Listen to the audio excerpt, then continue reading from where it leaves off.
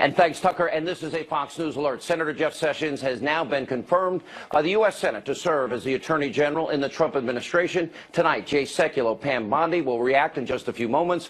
But first, Senator Elizabeth Warren now emerges as the new face of the radical, obstructionist, protesting, alt-left Democratic Party. And she appears willing to do and to say anything that will hurt President Trump and, of course, sell her new book. Now, tonight we will expose who Senator Warren really is, and that is tonight's opening monologue. And Senator Elizabeth Warren, who has a very controversial past, which we will get to in just a minute, is now taking the lead on attacking and obstructing President Trump.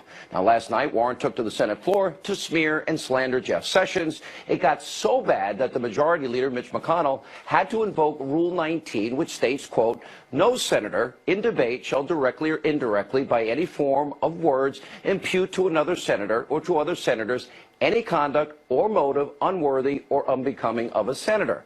But of course, Senator Warren didn't stop there. She followed up her Senate floor performance by declaring that Democrats are now the party of opposition. Watch this. The way I see it is that Democrats have the minority in the House, the minority in the Senate, but that does not make us the minority party.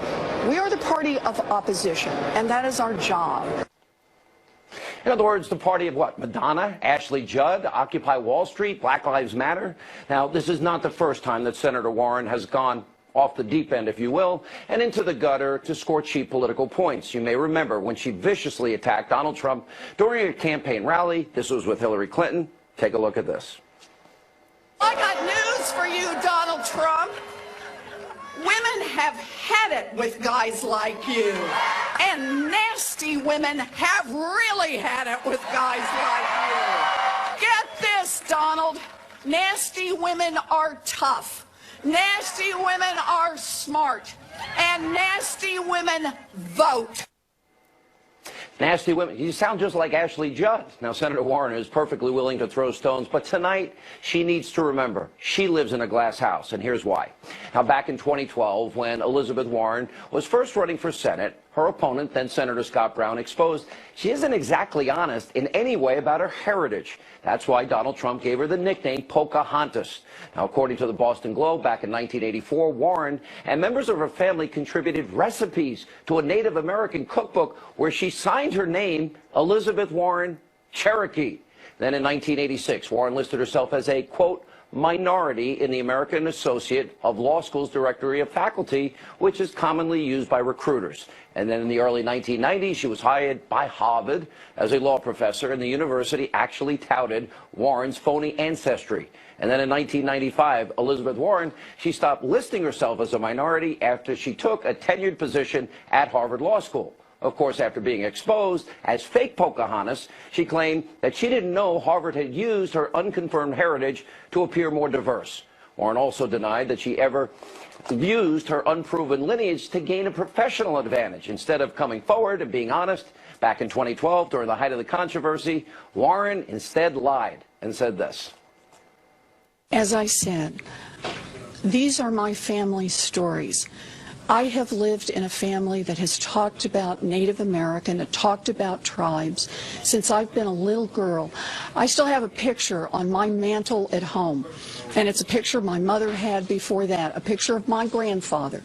And my Aunt Bee has walked by that picture at least 1,000 times, remarked that her father, my papa, had high cheekbones, like all of the Indians do, because that's how she saw it. And she said, and your mother got those same great cheekbones, and I didn't. She thought this was the bad deal she had gotten in life.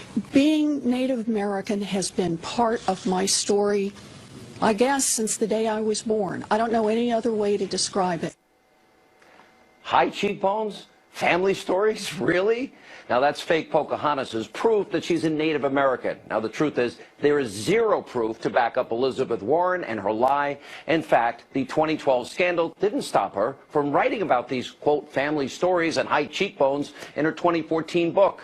Now, as you can imagine, the scandal over fake Pocahontas' heritage isn't the only stain on her record. Senator Warren is as far left as Democrats come. You might remember back in 2011 when she said this. There is nobody in this country who got rich on his own. Nobody. You built a factory out there, good for you, but I want to be clear. You moved your goods to market on the roads the rest of us paid for. Yep. You hired workers the rest of us paid to educate. You were safe in your factory because of police forces and fire forces that the rest of us paid for. All right, that's pretty amazing. More alt-radical left than even Obama. So my message tonight to Senator Warren and the Democrats is simple. If you want to obstruct, you want to slow down the president's agenda and hurt the country, then you will own the suffering of millions of Americans out of work, millions of Americans who are on food stamps, millions of Americans living in poverty. In other words, all of the Americans that have suffered under your failed leftist ideology the last 8 years. Now, the American people rejected your failed policies. That was back in November. And if you want to be obstructionist, then guess what? They'll do it again in 2018 and then 2020. And by the way, President Trump is not going to roll over. He's going to fight back like he always does. Here's President Trump talking earlier today about the legal challenge to his temporary travel ban. Take a look. Courts seem to be so political, and it would be so great for our justice system if they would be able to read a statement and do what's right. And that has to do with the security of our country, which is so important. I think it's sad. I think it's a sad day. I think our security is at risk today, and it will be at risk until such time as we are entitled and get what we are entitled to as citizens of this country. Now, let me be very clear to fake Pocahontas and all her leftist friends. If your obstruction, if your judge shopping results in terrorists gaining entrance to this country, and if Americans are killed, it will be all of you, not President Trump, that have blood on your hands. And it is you who are choosing to gamble with the lives of the American people over the slight inconvenience of a few visitors to this great country of ours. Here now with reaction from the American Center for Law and Justice, Jay Sekulow, Florida Attorney General Pam Bondi. You know, how is it that, Jay, there's always this dishonesty on the left? I don't know why. I always feel they tend to get away with it all the time. Just like Hillary Clinton, so many lies, in many ways was not called out by the media. Why is there that double standard? Well, it's the same reason you've got these bureaucrats that were in lockstep with the Obama administration. The fact of the matter is that you have an entrenched bureaucracy in government, and you've got an entrenched bureaucracy of sorts in the media. And so there's a double standard. There's two different ways this is viewed. But at the end of the day, look what happened today. Jeff Sessions is now the Attorney General of the United States. We'll get a decision probably tomorrow from the Ninth Circuit. It'll probably go, as I said, to the Supreme Court. And at the end of the day, the president had the authority to do what he did. But, Sean, I think, as we talked about this before, the fact is you got the administration is prepared for this now. I think they clearly know what the stakes are here, and you move forward. But at the end of the day, and I think the reality is that there is a double standard. That's not changing with an election. There's a double standard. Yeah, we just have to point to what the standard is and give people the real facts of what it is. And in this particular case, let me say this really quickly. There was no question, there is no question that the President of the United States had the authority to put that temporary halt in place. And by the way, I got an email today from a friend of mine who's an immigration lawyer who helps people come to the United States, who said that in what she's understood is that 100 Syrian refugees were admitted to the United States this week, in the last few days. And by the way, Sean, the vetting was done by the United Nations. She put in bold letters to me, not good. All right. Yeah. That is a form of insanity. I tend to agree with you. Yeah. Look, but the obstructionism did impact what has happened in this court case. For example, Pam, I think Jay and I both agree that the full-time employee that argued on behalf of the administration last night, had it been Jeff Sessions or one of his people, it would have been argued in a far more effective way. So that being the case, knowing that the Ninth Circuit is overturned more often than any other appeals court, what happens next from your perspective? Well, certainly we know it's going to go to the United States Supreme Court. The timeline we don't know yet. But, you know, as Jay just said, I don't think it takes more than a second-year law student to read U.S. Section 1182 and understand the president has full authority to do exactly what he did, and President Trump's going to continue to do that, but he's going to abide by the court's decision, even though we all disagree with it. We respectfully disagree with it. We've heard the questions that have been asked by this appellate court to the Justice Department's lawyer. And so, you know, I think we all anticipate it's going to end up in the United States Supreme Court. And as you said, you know what? Shame on the liberal politicians, because they're the ones who are afraid to call terrorism by name. And we have a president who's unafraid to call it out by name and protect our country. I mean, that is such a distinct difference. I mean, when I've been saying to people for the longest period of time here, it really comes down to a very simple, basic issue beyond the law. And that is, are we willing to inconvenience people that have the luxury and the gift that we are giving them to come to our country? Maybe some of them will be inconvenienced, versus gambling with the lives of the American people. I'm not willing to gamble with the life of the American people. As to the statutory justification of the president, let me refer to 1182, which is 8 U.S. Code, and it's very clear. I think a kindergartner could frankly understand it. Whenever the president finds that the entry of any aliens or class of aliens into the U.S. would be detrimental to the interests of the United States, he may by proclamation, and for such period as he shall deem necessary, suspend the entry of aliens or any class of aliens as immigrants or non-immigrants, or impose on any entry of aliens any restrictions he may deem to be appropriate. Jay, period. I mean, this is period. It's rather unremarkable. I mean, you look, of course, and that statute makes perfect sense in light of Article 2 of the United States Constitution. Well, I'm the grandson of a Russian immigrant. I believe in legal immigration in the United States. My grandfather came here legally. But the fact is, there is no question that the president has his constitutional authority. If someone disagrees with the policy, and by the way, that's what the court was getting into, which they had no business doing. If you disagree with the policy, you know, you can disagree with the policy. But to say that the president doesn't have this constitutional and statutory authority, frankly, is absurd. It is absurd. And Sean, go ahead. No, you go ahead.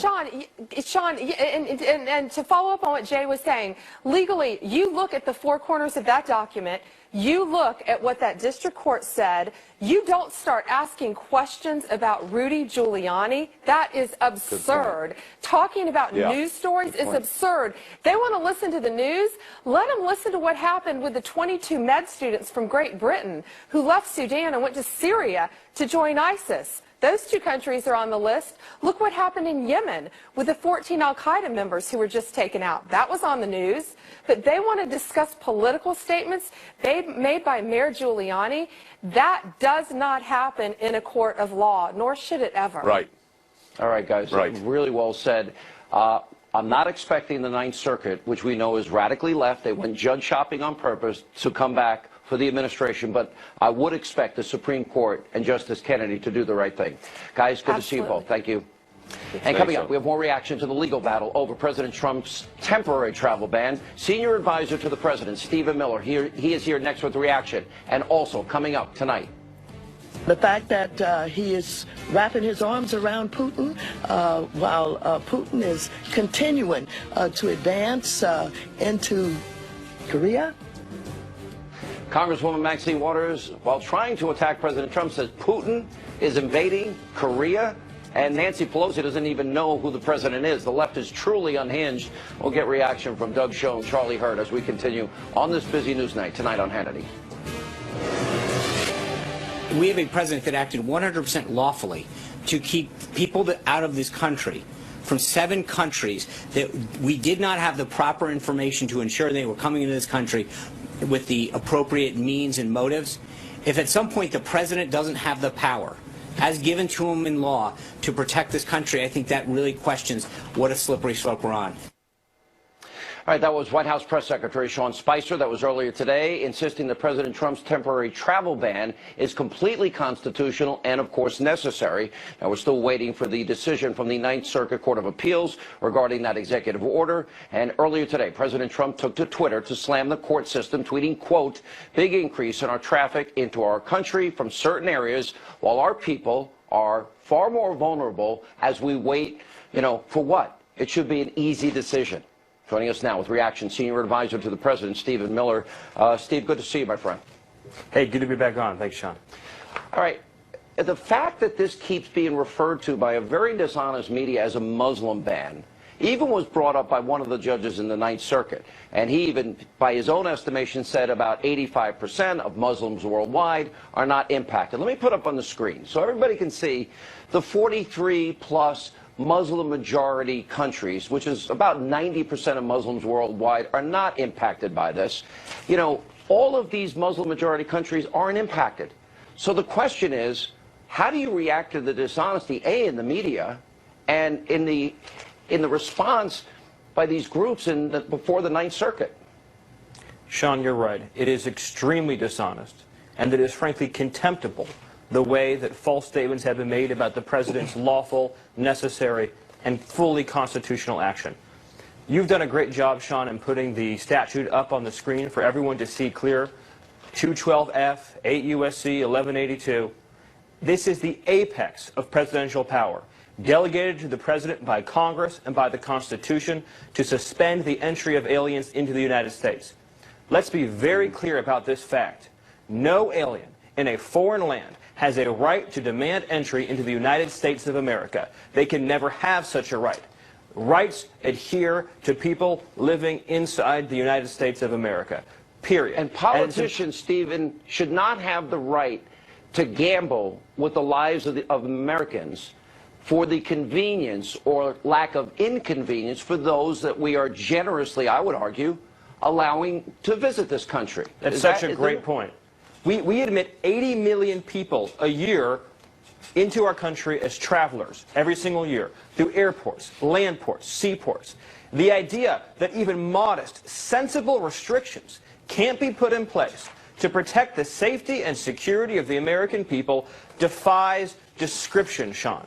It's just as simple as that. I can give you example after example, chapter and verse, of individuals admitted into our country who went on to commit or attempt to commit heinous acts of terror, including many individuals implicated in terrorism, many individuals implicated in terrorism or terrorist-related activities from these 7 countries, Sean. Well, I actually have a list. I don't have the final total, but I think it's about 70.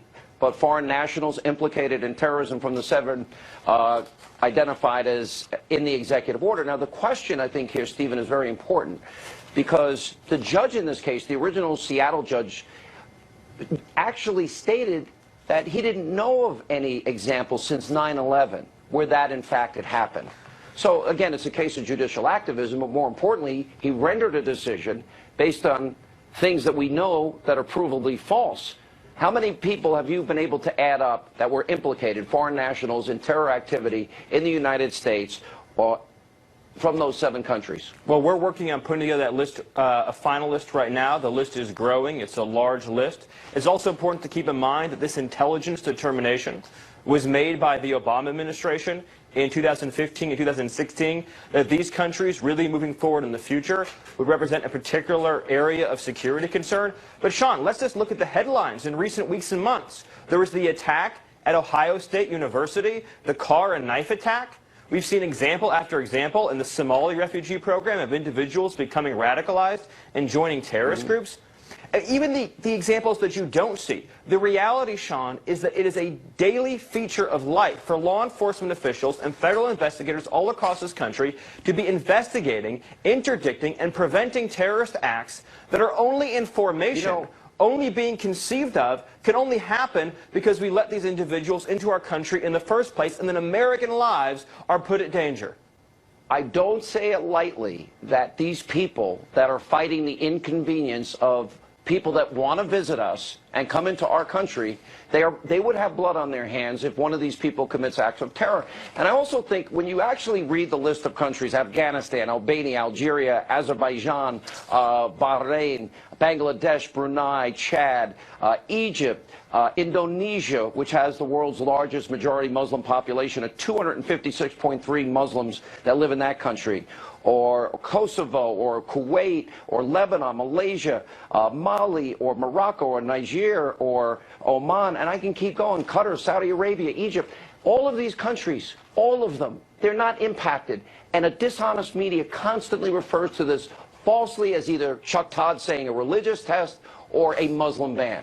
It's dishonest, I don't know how you it deal is with this. dishonest, it is false, and it is wrong. And I will also say this, because we've talked a lot about the issue of judicial activism. Sean, an unelected judge does not have the right to remake the immigration laws and policies for the entire United States of America. This power is vested in the president. This was an issue put before 300 million American citizens, and they voted with their ballots in November to put in place new, tough vetting measures so that we don't end up, like we see in parts of France and Germany and Belgium, with a permanent problem of radicalism in our country, where it is a regular feature of our lives, where we have to spend hundreds of billions of dollars long term dealing with the effects of an immigration system that is not properly controlled. How dare these people be willing to gamble with the lives of the American people? How dare the media lie about it? Steve Miller, thank you so much for being with us. Appreciate it. And up next tonight on this busy news night here on Hannity. We've seen nothing that we can work, or I can work with President Bush on, and I'm disappointed because I thought that there might be some interest because of what he said in the campaign. Can somebody tell Nancy Pelosi George Bush isn't the president anymore? They are losing their minds. Doug Schoen, Charlie Hurt, they weigh in next and later tonight. The wall is getting designed right now. A lot of people say, oh, Trump was only kidding with the wall. I wasn't kidding. I don't kid. President Trump says the border wall is now being designed. Tonight, we'll show you footage captured by a Hannity producer doing a ride-along with the Border Patrol where he caught spotters trying to help sneak drugs into this country. This was only 1 week ago. As we continue. Hey, welcome back to Hannity. Now, as we showed you last night, the left is so upset over Donald Trump's presidency, they can't even make sense when they try to attack him. This is priceless. Here's Congresswoman Maxine Waters and Nancy Pelosi trying their hardest to make the case against the president. Now, pay particularly close attention when Nancy Pelosi thinks Trump is President Bush and the people behind her. Watch that. I have not called for the impeachment yet. He's doing it himself. Whether he's talking about his relationship to Putin and the Kremlin, knowing that he is responsible for supplying the bombs that killed innocent children and families in Aleppo. And the fact that he is wrapping his arms around Putin while Putin is continuing to advance into Korea. We've seen nothing that we can work, or I can work with President Bush on, and I'm disappointed because I thought that there might be some interest because of what he said in the campaign. All right. Did you see that reaction when Nancy Pelosi said that? You almost kind of feel sorry for them. Not exactly, but you kind of do. All right, joining us now with reaction from the Washington Times, Fox News contributor Charlie Hurt. Fox News contributor, former Clinton pollster Doug Schoen. Doug, you wrote a great column this week with an admonition to the Democratic Party. Is this part of what you're talking about, or are you mate Elizabeth Warren is what you're talking about, or Ashley Judd and Madonna? Who are you talking about? How about all of them, Sean? Look, I believe the Democrats need to cooperate with our president, our commander-in-chief where possible, disagree as the loyal opposition, not engage in the so-called total resistance, vote against every nominee. We've got to govern, because to be strong as a nation, we must come together, and we must work, all of us, together, and we shouldn't marginalize one another. I wish Mitch McConnell had allowed Elizabeth Warren to speak. I don't think that's constructive, even though I don't like Elizabeth Warren any more than you do, Sean. But we need to work together. By the way, I don't look, to a certain point, the Senate has their rules. I think they're a little antiquated, including, by the way, I guess the nuclear option will be used if they try to filibuster Neil I hope they don't. Gorsuch. That'd be a very bad decision for the Democrats. Well, I think they will, and that's the point, Charlie. I think what we see here is the heart and soul of the Democratic Party. We see their base taken to their streets, and then we see the politicians, Chuck Schumer, Elizabeth Warren, they're all catering to that base. There's no hope for them to ever do what Doug is suggesting. Yeah, in a lot of ways, the more important schism that we're seeing today is not between Democrats and Republicans. It's between Democrats and their base. because we've seen what their base is doing in the streets. And, you know, from the beginning, we've talked about this for almost 2 years now, Sean. We've seen this Donald Trump derangement syndrome from Republicans, we've seen it from the media, and we've seen it from Democrats. But what we see, I mean, Democrats now, they've literally gone around the moon. Those clips you just showed are just perfect examples of it.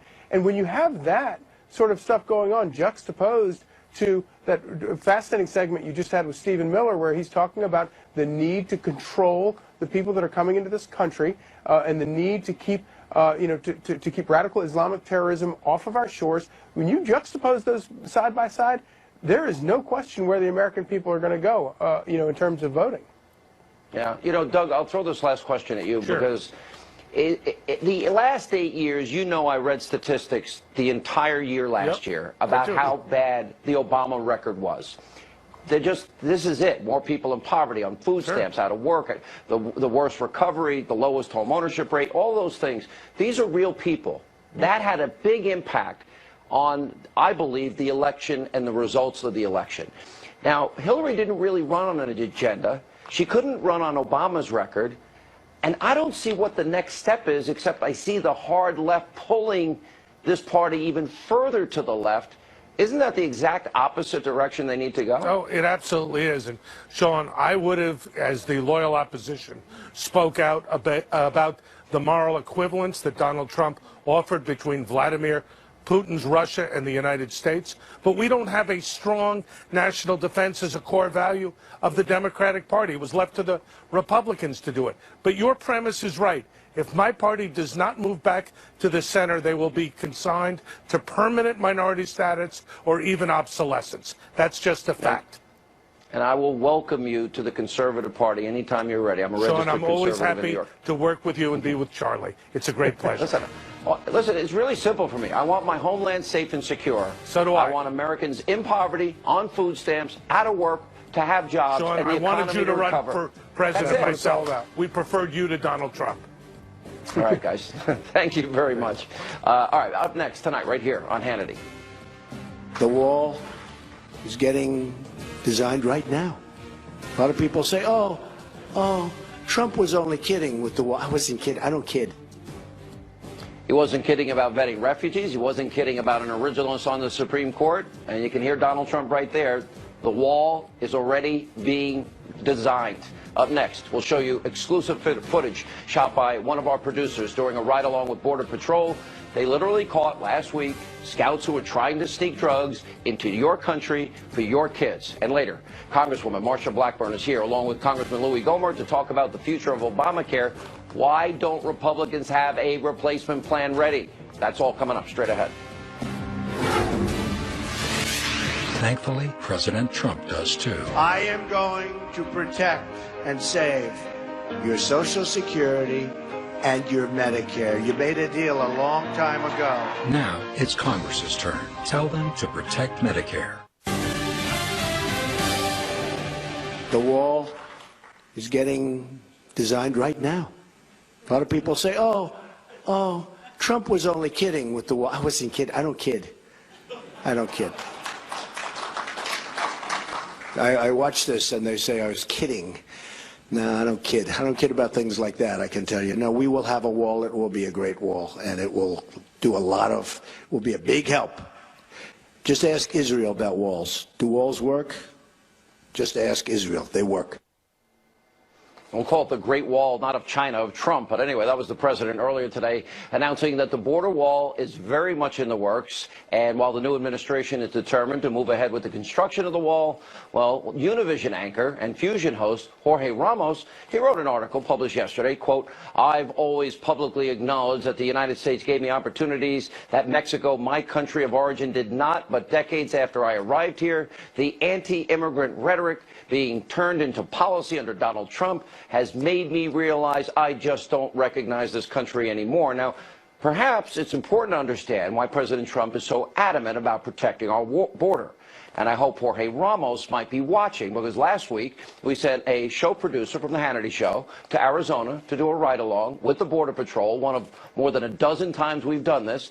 And on Monday we showed you Border Patrol agents intercepting 400 pounds of drugs from Mexican drug smugglers. Tonight we have more exclusive footage from that trip to the border. Take a look. The smuggling organization set up scouts on these mountaintops on the Mexican side, and what they do is they monitor our activity or patrols, and whenever they see an opportunity to send individuals across, whether it's illegal immigrants or drug smugglers, they try to attempt to send narcotics or illegal immigrants over the fence, and they do it in a way to where they're just using a cell phone to guide them through the town. We set up in a location like this to where we could monitor, and once we see the guys moving a lot, then that's when we know activity can possibly pick up.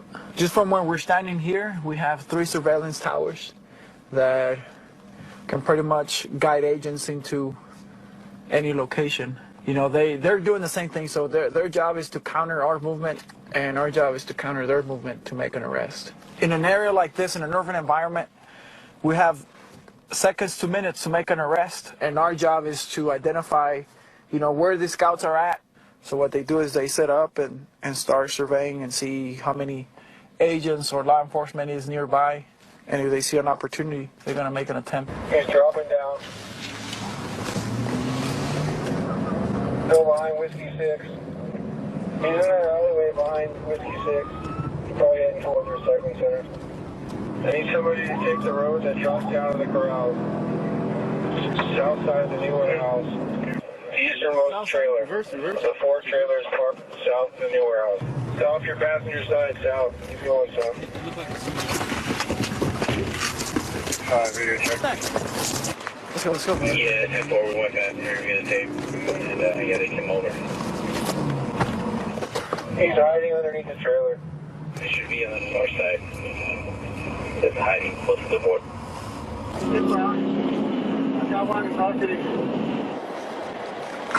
We're here to address all issues along the border, and this is just part of our mission that we do on a daily basis.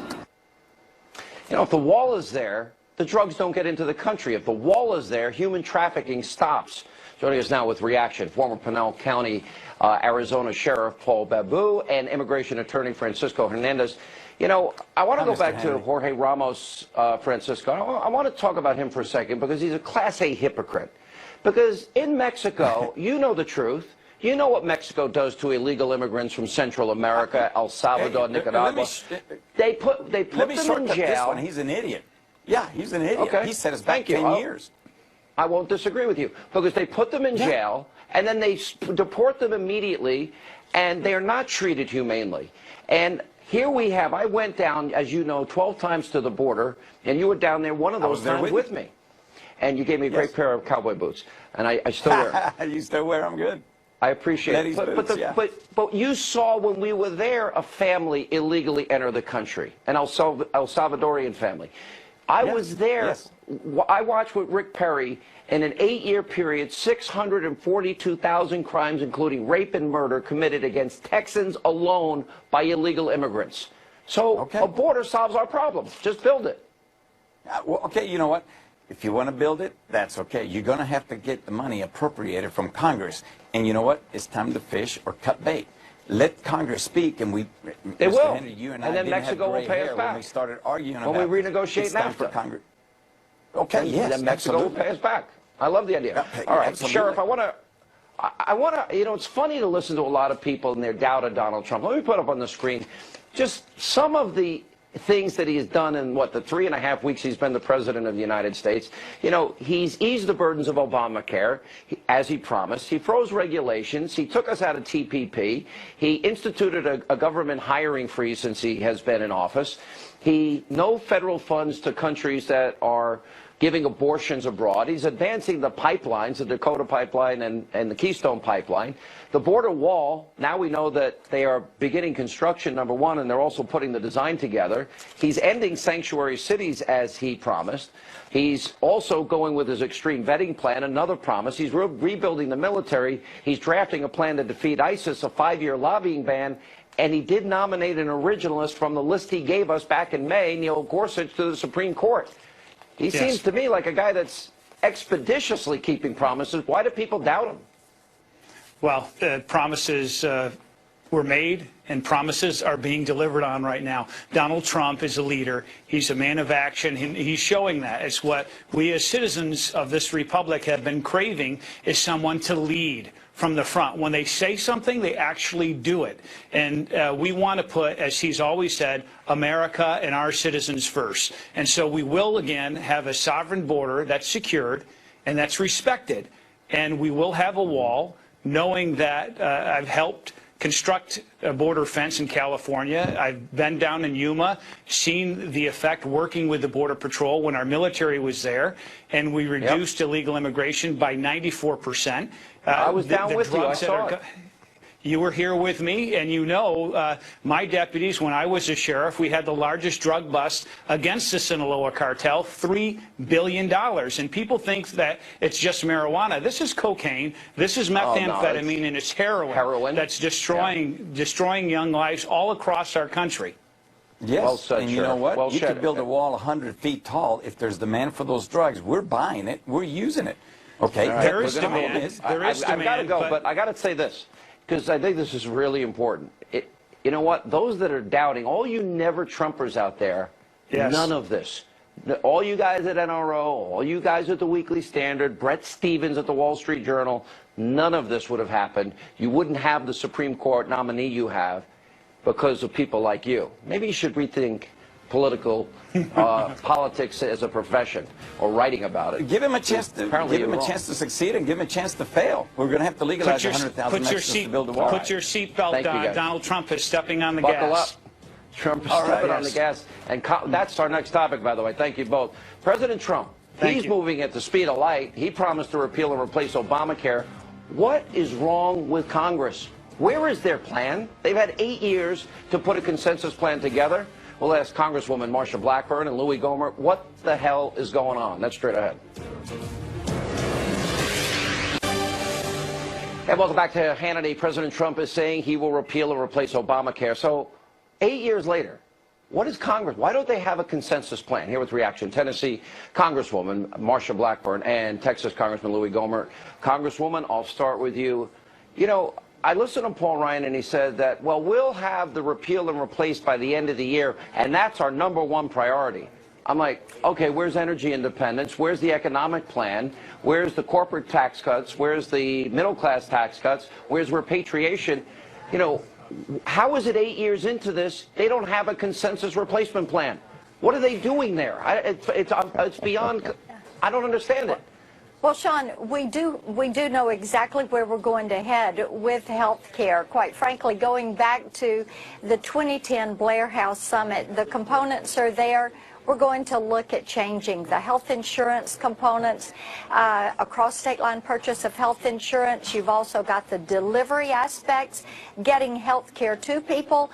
And then the third part of this is making certain that there is the reimbursement, looking at new changes that can take place, how you reimburse your physicians and your doctors and your hospitals, looking at bundled payments, innovating for delivery of care, looking at healthcare informatics, telemedicine. All of those things are there. Part of it we've already passed in the 21st Century Cures bill that was done last year. Louis, President Trump, I agree with him.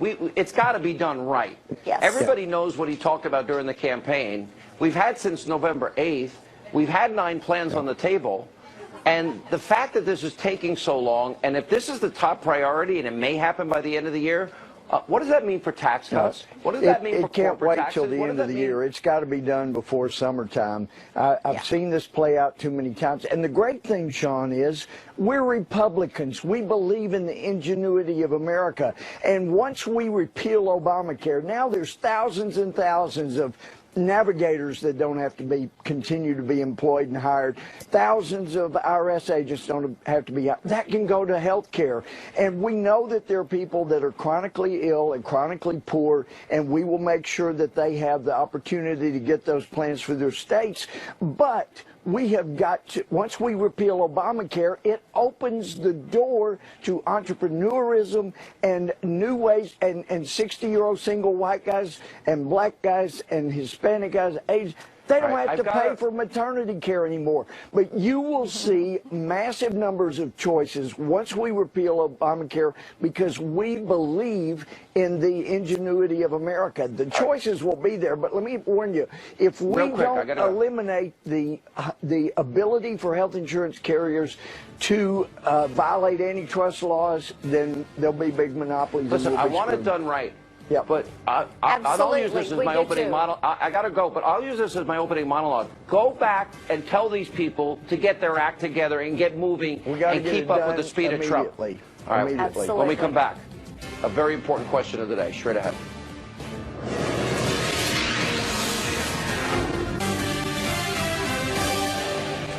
All right, time for our question of the day. Now, do Republicans in Congress, do they need to speed things up, get a sense of urgency? In other words, do they need to keep up with the speed of the president?